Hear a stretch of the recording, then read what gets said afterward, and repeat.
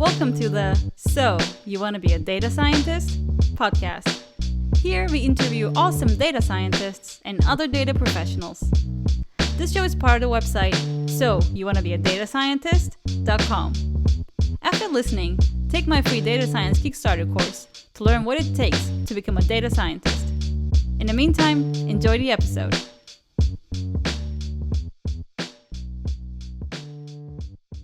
Hello, everyone, and welcome to another episode of So You Want to Be a Data Scientist podcast. Today with me, I have Jayeeta Putatunda. She's a senior data scientist at Indellient and joins us from New York. Welcome, Jayeeta. Yeah, thank you so much for having me, Mishra. It's like I'm really excited to do this today with you, and yeah, like maybe answer some of the questions that you have, and then just see how it goes. Really excited. Awesome, that's great to hear. Okay, so without further ado, let's start with our questions. First of all, I want to learn more about your company. What does Indellient do? Yeah, so Indellient, we are like a customer-driven professional services company. We kind of specialize in all kinds of tailor-made software and tech solutions. So to give you a little bit of depth, we have like four major domains. We are into data and analytics and AI, which is the domain that I work in. We basically work with a lot of data, make decisions, work with NLP and a lot of ML algorithms, and then kind of do a lot of data engineering into the whole data science services for a lot of clients for their business growth. We also have a cloud application development domain. We do custom applications, legacy app migration, cloud enablement, and try to do all the scaling work for a lot of our works. We are also into DevOps and then document automation processes, which is our sister company called Blue Relay. So yeah, that's like an overview of us. We kind of deliver all kinds of IT solutions for different domains of clients and help them grow their business and the best way they can. Nice. It sounds like you have a wide range of offerings. That sounds very cool. And can we call this a consultancy sort of work? Yeah, you can say it's like more of a professional services work. Some of our team is also based out of Canada, Toronto. We also have an office in Oakville. So we kind of work like as a global team out there in Canada and here, and then try and do our services as well as like from a variety of clients. Some are based out of Canada, some are based out of US. So it's like a mix of both worlds. I see. Okay. That sounds great. And before we go more into the details of what you do at the company, I want to learn a bit about you. So, can you tell us a bit about how you ended up where you are or what your journey has been so far? Yeah, definitely. It's definitely been a roller coaster, but a very exciting journey. So, yeah, I grew up in India in a very middle class family. And I guess while growing up, my major focus was to just get a job and be financially independent. And the typical route that people usually take back in India is like to pursue engineering and then you're going to start 4 years of BTech journey. But then I really wanted to do something more focused. So, I did a Bachelor of Science, majoring in economics, and a minor in statistics. I guess my love for statistics started from there. I went on to complete my MBA and started my first job with Deloitte India. So that exposure that I got in Deloitte India like was a combination of client exposure and working hands-on. I guess that's what fueled a lot of my curiosity in diving deep in this field. And so I moved to NYC. I started my MS degree at Baruch College, which is like in City University of New York, and I did my specialization in quantitative methods and modeling. It had like a great combination of statistics and decision sciences course, and that's where I like got a lot of exposure to deep statistical analysis, hands-on Python coding, and also a little bit of exposure to R. So that's where it started. It was definitely a tough couple of years learning a whole new paradigm of science, mastering the kind of coding, and working full time as a data science intern as well. But then once I graduated, I started my first job here in New York City with a media consulting company as called Omnicom Media Group. But that was like just the beginning. Since then I have like worked extensively in this space in the domain of data science and kind of making my focus around natural language processing and ML algorithms. Nice. Yeah. That's a very long journey. Yeah, and journey that led you to this time today that I'm having with you and answering all your questions. Everything you did so far brought you to this day. Yeah, and I'm so excited for that. Nice. So you mentioned that you came first from the statistics area and then economics, you said, and then you did a master's degree. And apart from that, did you have to do any other qualifications like, online courses, online degrees, or boot camps? Did you take part in any of those online resources? So there are definitely a lot of available resources out there. Like I started with an MS degree, but alongside I had to do a lot of hands-on courses and a little bit of code building exercises using various Kaggle data sets, if you know, and some of the industry leader like, courses in I guess in EDX and Coursera that Andrew NG has, like phenomenally informative. Like even if you are doing a master's degree, it's very important to kind of follow along the new areas and domains that these people explore. Like there's a podcast by Thomas Wolfe, who's like kind of the leading head of Hugging Face. So understanding some of the ongoing technology is very important. Like stay on top of it, and then seeing that how you can kind of take a baby steps and get into that. Trying and applying that in your everyday work. So yeah, those are very helpful. I did not go into any boot camp, but then doing a little bit of courses and from EDX and Coursera, and also like utilizing the Kaggle datasets and the Kaggle kernels that's available is also a very good practice to like keep it at top of it. Yeah, that makes a lot of sense. Also, I think what you said here is also very important. It's not just that before you became a data scientist, you do all the courses and get all the education, and all of a sudden you know everything. But it is something that you need to keep learning. And if there is a new course out there about a topic, you should just go ahead and do it, right? So yeah, I feel like sometimes people get the idea that they should already know everything before they start applying to jobs, but that's not the case. And the example that you give also.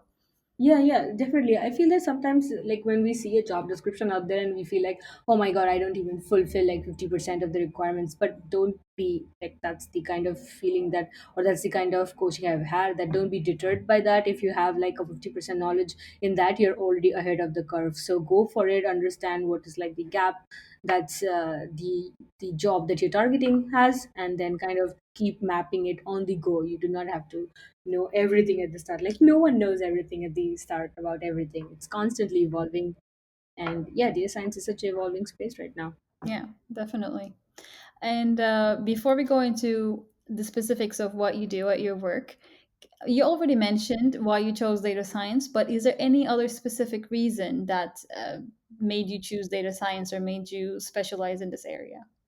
Yeah, so I guess I was always interested in data. Like once when I started my bachelor's degree, we did some projects involving a lot of data that was available from Indian government websites. But then the major, I would say, the pivot point came when I was working in Deloitte. I had a lot of inference work where we were given like how the what the metrics is are happening. It was already calculated, and we were supposed to be making sense of it, like communicating it back to the clients, and then working on solutions on how to increase those KPIs and metrics. But I guess that's when I kind of felt that what if I know on how these metrics are generated, what's the logic behind it, what's the math behind it, and how are we even getting to the point saying that okay, this matrix makes sense for this kind of problem that you're trying to solve.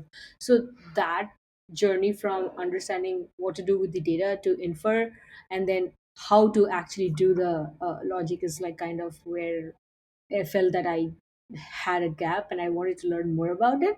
And that's when I kind of pivoted and like felt that okay, let me do a MS degree and get more hands on into the space. And that's how it all started. Nice. So it kind of evolved in time also. The more you learn, the more you wanted to get into it. Yeah, I guess the more I saw that what it could do, I felt that oh, I could do this too, and I want to do this, and that's how I guess that came across. Yeah. Sounds like a great way of starting. So let's talk a bit about your day-to-day work.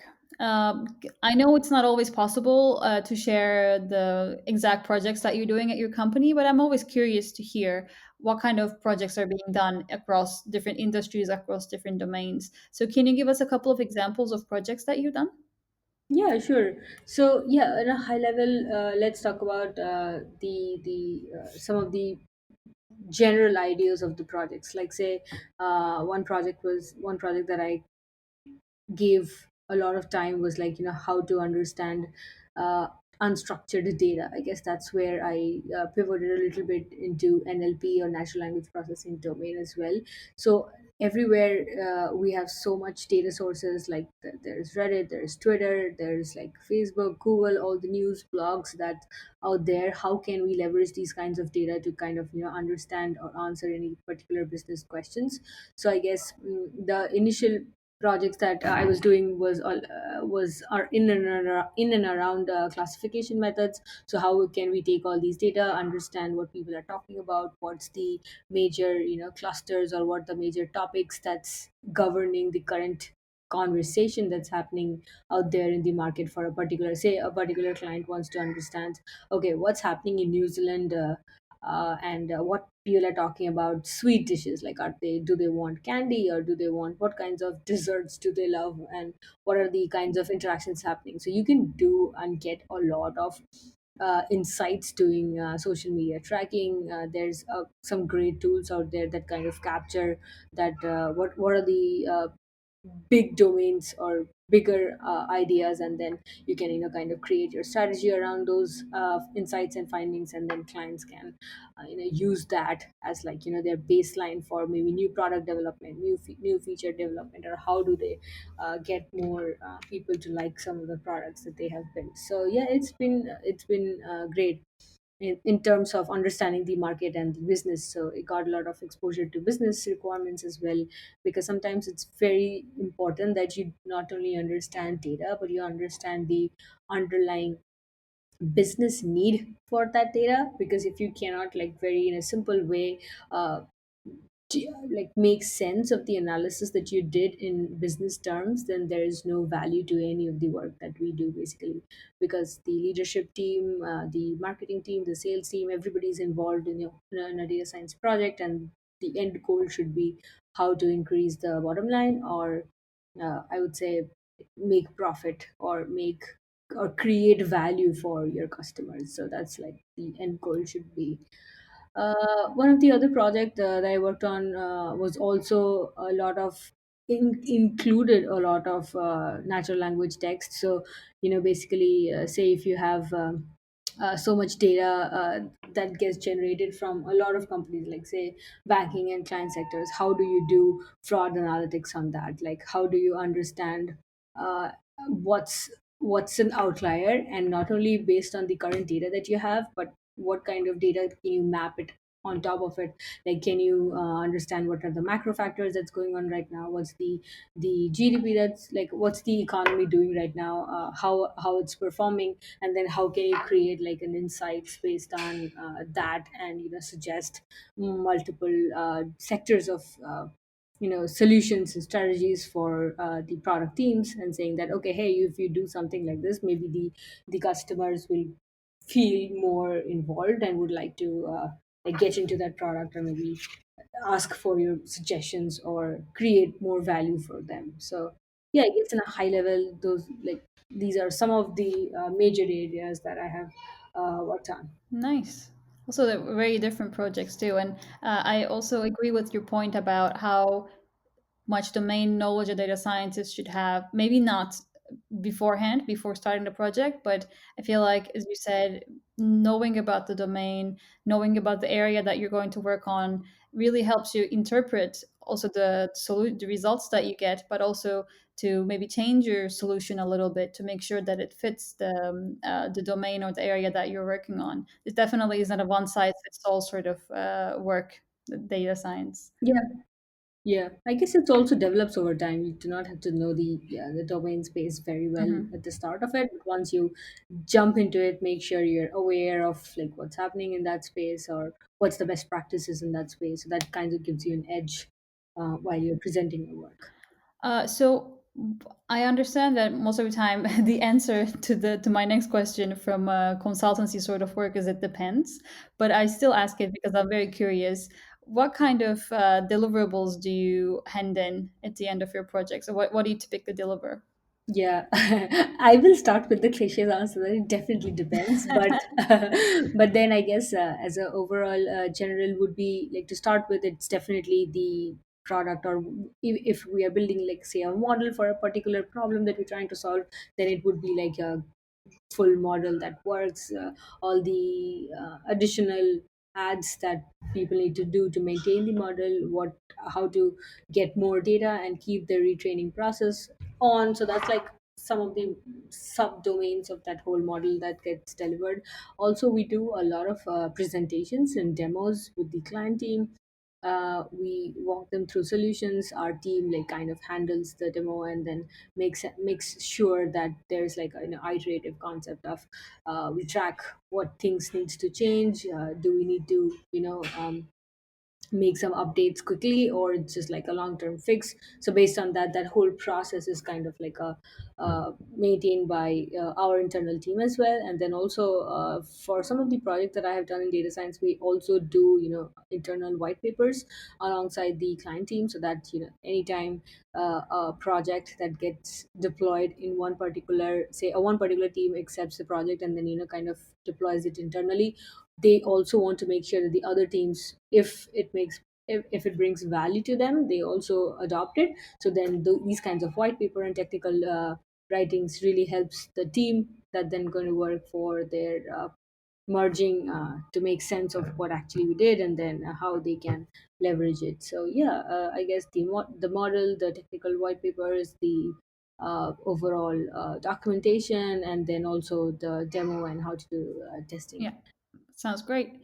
And you mentioned teams in your answer. So I want to ask you, are you part of a bigger team? Do you work together with other people, or do you work more individually in your projects?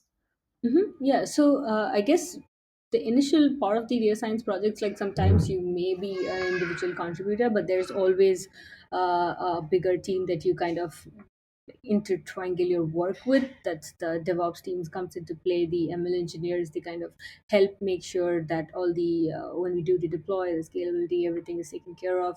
Then we also in everyday work. Work with the marketing team and the product teams, because they are kind of like the ones that's kind of building up the requirements. So we do this everyday catch up so that we understand that we are in line with their expectations, and the product features that they wanted are like kind of exactly getting delivered. So yeah, I'm definitely a part of a bigger data science group and a bigger tech group, but then the work level at an individual level, it's can be an individual contributor level, but then you work with different teams at once to make sure that the progress is what was expected at the first place. I see. And how do projects happen for this team? Is there like, do the clients approach you, or does your company approach the clients? I think it works both ways. We do have a lot of recurring clients that we have been working with for a long time now.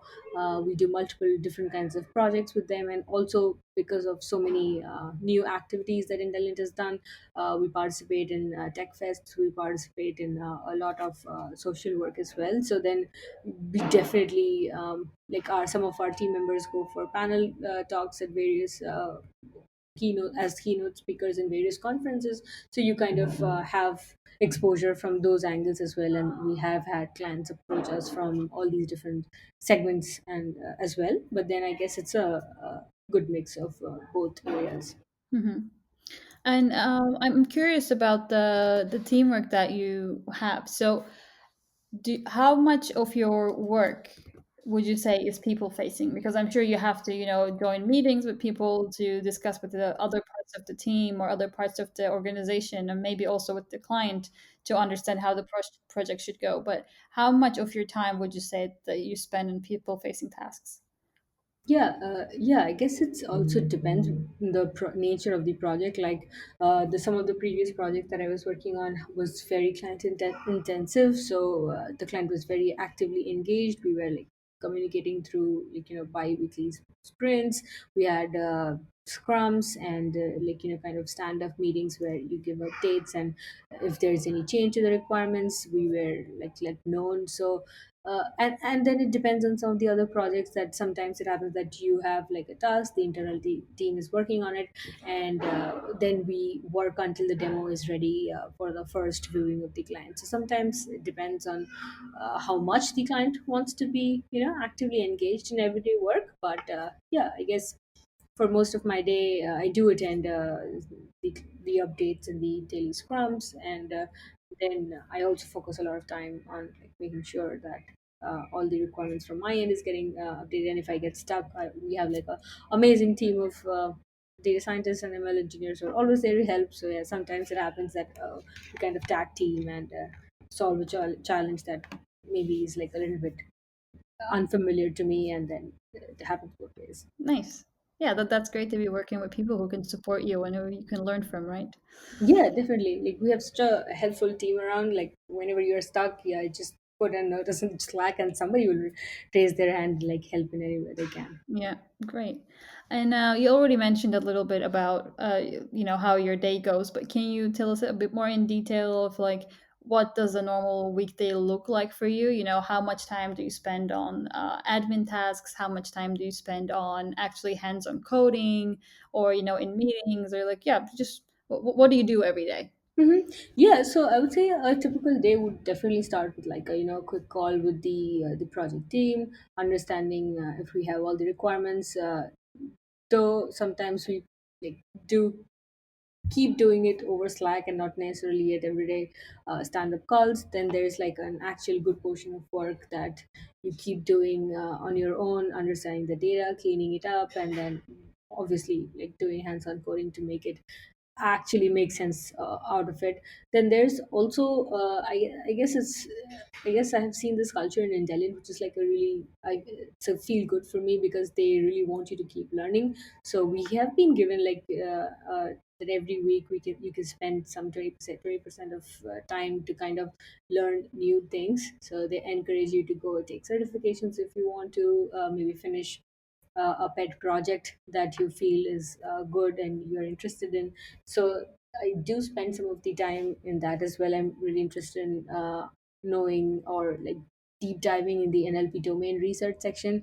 So if there's like a new paper, I do spend some time understanding what they're talking about, what are the kinds of applications that's happening, and if there's a way for us to leverage that. Like a quick example would be GPT-3. I know there was like so much discussion around that when OpenAI kind of released GPT-3. They had their API that they were giving out to only a few people. I really tried my best to get my hands on to see that if we can leverage that to do like a proof of concept. But yeah, I didn't get it through. But then still, it's very interesting to see that what that thing can do, what's the kind of underlying technology in it, and so I guess that's a good mix of like doing your hands-on work and also making sure that you are aware of what's happening. So that continuous learning is something that Indelient really pushes you to do, which I feel is a great thing. Yeah, it's very exciting though, right? There are people in the world who are developing these very interesting frameworks and libraries that you can use, and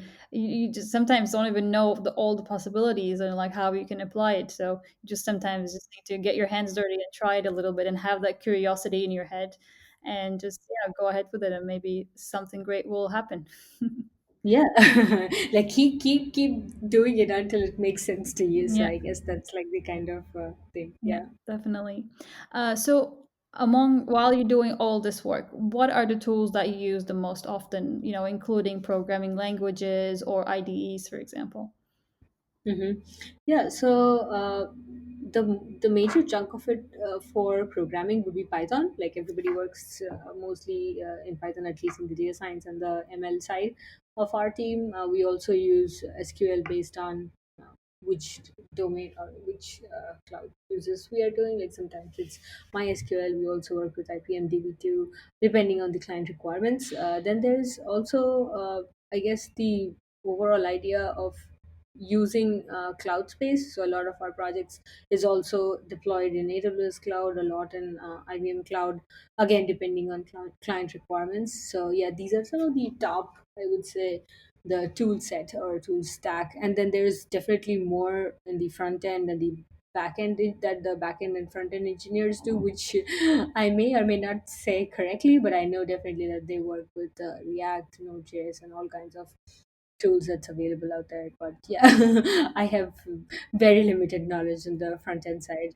I guess one of my goal for 2021 was to be like at least learn the basic of React, so that like I can do a little bit of POC and create some project as like a pet project, so that there is like a beautiful UI that people can see. Hmm. Otherwise, sometimes data science projects are like, oh, you have a bunch of data and then charts. Okay, what do I do with it? Yeah, Yeah. that's a good idea, though. I think it will be very fun. Yeah, why not just create a nice React interface and then people also, I feel like, especially clients who don't know much about data science, would be very impressed by you being able to show your results in a very nice and cute way on a website, on a web app. Yeah, I guess for the team side, we definitely do have the UI or the front end engineers who kind of help us put that together. But yeah, more from my making sure that my pet projects don't look dull. I guess that's a good Hmm. way to start to do with it. Definitely, definitely. Okay, so let's talk a bit about how you feel about your job, especially about being a data scientist. Can you tell me, for you, what the most exciting thing is about being a data scientist? Yeah, I guess the best part I would say is the uncertainty. Like there's so many different problems and challenges that pop up that like sometimes I feel I didn't even knew that it existed or it needs to be solved. But those are actual real business use cases that needs to be solved. And the kind of innovation or out of the box thinking that sometimes is needed to kind of handle those challenges is really exciting. It can get a little bit of daunting sometimes and be like, oh, am I doing it right? Is it the correct way? But I guess since you have like a good team around you and you know that okay, you can like discuss your ideas and like pitch the best one, and, or maybe do a POC for some of the areas. So this challenge is a little daunting but very exciting for me. So I guess I thrive under pressure is what my family says, that you do everything at the last minute. Though I am not doing everything at the last minute, I am trying to be more organized. But then yeah, the excitement of knowing some of the challenges that I've never thought existed is something that's making me hooked into this space. Nice, great answer. And what about the most boring part of your job, or the part that you like the least? My manager may not appreciate this, but I really do not like filling out timesheet. Like I know so many of my friends in other companies, they are also like, "Oh, timesheet is something that I think that we should automate, and we just do not have to fill. We'll just speak to them. Okay, I have my computer. I did some work. You know how much work, how much time I spent on this app. Just put the time in there automatically." I think that's something that should be developed. Oh, I do not like filling timesheets, but then I am trying to keep up with it, and people are very nice. They keep reminding me, please fill your timesheets, and I'm like, okay, I'm on it. But yeah, I guess other than that, it's pretty much fun to go to work. Nice. Yeah, you're probably not alone in as the person who doesn't like filling in timesheets. For our listeners who never heard about what a timesheet is, it's I mean, correct me if I'm wrong, but it's basically where you keep track of all the work that you did and how long you worked on a certain project, right? Yeah, yeah, exactly. Yeah, you have to put in time, how you're spending your time over the week. Well, yeah, that's definitely not a very enjoyable experience, I would say. Okay, so how about being a woman in this area, especially in tech and in data science? Have you encountered any bias since you started working, or also in your education? Yeah, that's a great question. I guess there's like a lot of good, initiatives that's going on right now that people are talking about these issues and how to handle them. But I guess I would say that I've been really fortunate enough that I current like till now I don't feel that I have faced a lot of bias in this field. Like in my previous company in Omnicom and Sparksnani, the majority of the data science team was like women. Our VP was also a woman. A lot of my colleagues were also women, so yeah, that space has been really safe for me. And I guess it all, but I do know that this is a real problem, and there have been a lot of issues that people face different issues. But like I would say that I've been really fortunate enough to have not experienced it personally, but then I do know the challenges out there, and so like whatever I can do from my side, I keep doing it. Associated with Women Who Code, we did a free 6-week technical webinars, and to understand and to help people, or especially women, like understand and get into data science domain with more exposure to technical as well as industry knowledge. But yeah, I guess I've been pretty fortunate in that space up until now. That's great. But as you said, we should also just support and encourage each other, right? That's how we create a better environment for everyone. Yeah, yeah, definitely. Okay, and with that, I have my last question. Do you have any advice for someone who wants to become a data scientist or someone who just wants to get into a data career? Yeah, yeah, that's a that's a tricky one. Like, there's so many things to learn. I understand that when you like, maybe decide that okay, I want to jump into the field of data. Don't restrict yourself to thinking that okay, I want to be data scientist, or there's like so much chances now, opportunities right now, like data analysts, data visualization specialists, that the field has grown exponentially. And I feel we just like everybody just needs to understand that everybody has a strong, I would say a strong, how to say it, like a strong interest that they can build up on. Like if you are really visual and you are very artistic, like maybe go and like take a lot of visualization classes and see how you can master that field. So the hands-on practice is very much required. Like you don't have to know everything, but if you once you have like did a little bit of digging, you know where your interest lies. Just make sure that you do a lot of hands-on projects, you make like a good portfolio for yourself and jumpstart from there, so that you can communicate to everybody, hey look, I have this talent, and I can like make wonderful graphics with any kinds of data and any kinds of analysis. So I guess that communication is also very important. Like you need to make sure that everybody knows what you can do well, and that's how you get the like create a good platform for yourself and make yourself up to succeed. Great advice. I totally approve this message, especially about the portfolio. I think it's definitely very important. I mean, I think people maybe sometimes get a little bit scared when they hear the word portfolio. So it doesn't have to be something very scary, like we talked about. It doesn't actually have to be like a React web app. You can just have your project, do a small project, put it on GitHub, make sure you have a nice README, just a couple of paragraphs, and explain what you do, and that's just a portfolio. Exactly. And also keep commenting your code. I guess that's very important. Sometimes even I miss it like in a normal everyday work.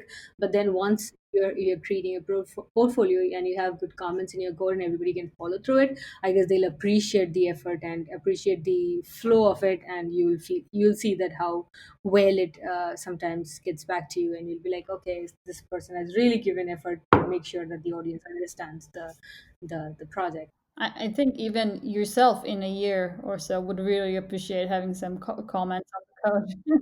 I know, I definitely had those moments, and I'm like, why didn't I write what I was trying to do with this function? And then I was like, okay, let me put that up now that I know. Yeah, it's definitely a very important practice. Awesome. And with that, that was all of my questions, Jaita. Thanks a lot for coming on the show. Thanks a lot for sparing your time and giving everyone who is listening to us great advice about how they can become data scientists too. And thanks for sharing your journey with us. Thank you for having me. I was really excited. This was a really motivational for me as well. I'll be like, okay, now how can I be a better data scientist? But yeah, thank you so much for having me, and it was very nice talking to you. That's great to hear. Thank you. Thank you so much. Hey, thank you for listening, and I hope you enjoyed this episode. Don't forget to take my free data science Kickstarter course to learn what it takes to become a data scientist. See you next time.